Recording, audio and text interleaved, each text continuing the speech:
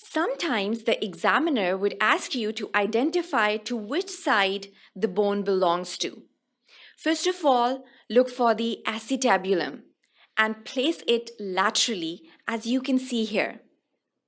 Secondly, identify the ilium, which is this fan-shaped portion, as you can appreciate over here.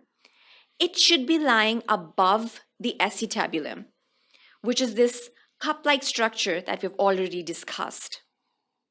Now, the obturator foramen, this hole, should lie below the acetabulum.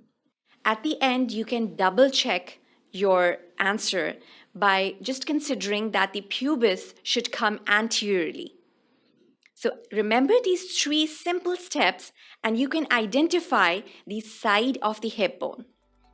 Now, as far as this hip bone is concerned, it is the right hip bone.